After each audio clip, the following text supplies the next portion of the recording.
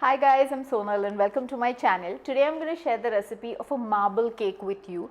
So this is a chocolate marble cake. We are going to make two kinds of batters, but I have made it super simple. So we are going to make the batter together and then sort of separate it into two and make two batters out of it very simply, mix them up in the marble kind of look, and we are going to bake it.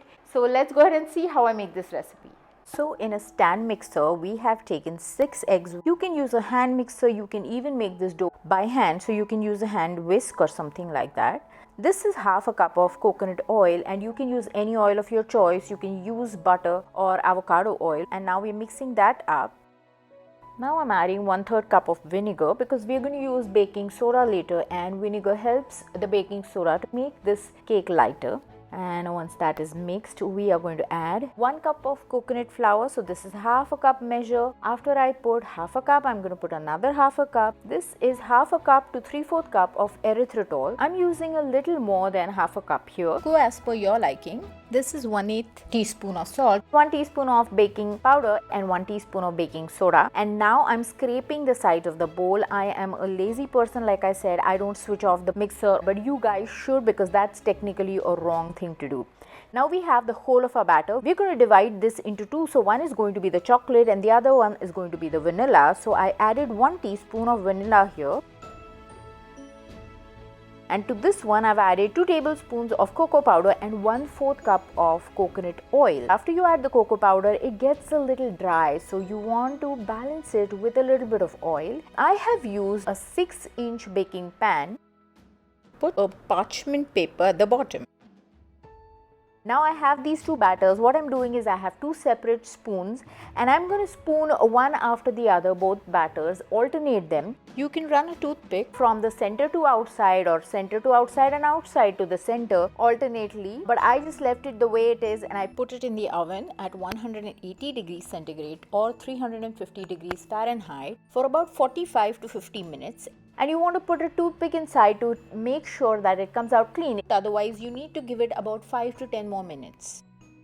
I think it looks pretty good, and I made the mistake of not clearing it on the sides first, so it cracked a bit, but we are going to cover it up with a little bit of chocolate. And you want to run a knife around it so that you can cleanly remove the springform pan. So look at the thickness of the cake. It's very important to have a springform pan because it helps you in getting the cake out much more easily, so which is what I prefer to use. This is a great cake to be eaten with coffee. I am sure you guys are going to love this. Please try this recipe out and let me know in the comments section how it turned out for you.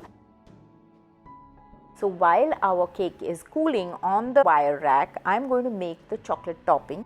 Here I have 60 grams keto chocolate, some stevia. I've taken 2 tablespoons of cream. You can take 1. Heated this in the microwave twice.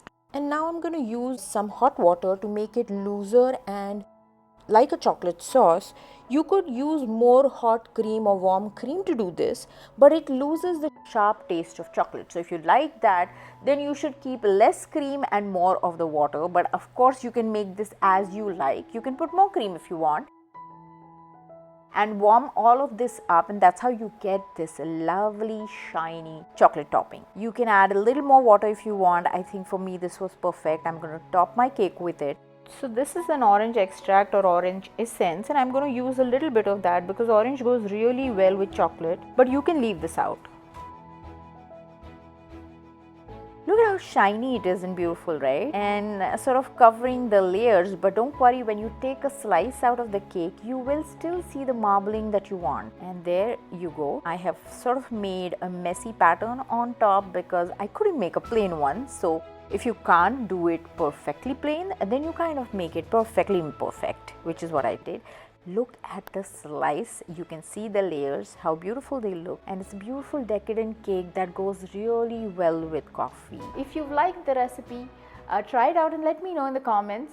Also, you can eat it without the topping of chocolate that I made, but I just made it for the look of it, to make it a little more decadent. I ate it with coffee almost for 4 days, and then the rest of it my husband finished. He liked it quite a bit.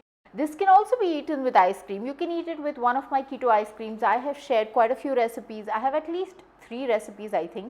I'm going to link all of these in the description as well as on the screen, so check those out. If you want to try any of these recipes, click these links and thanks for watching. Bye.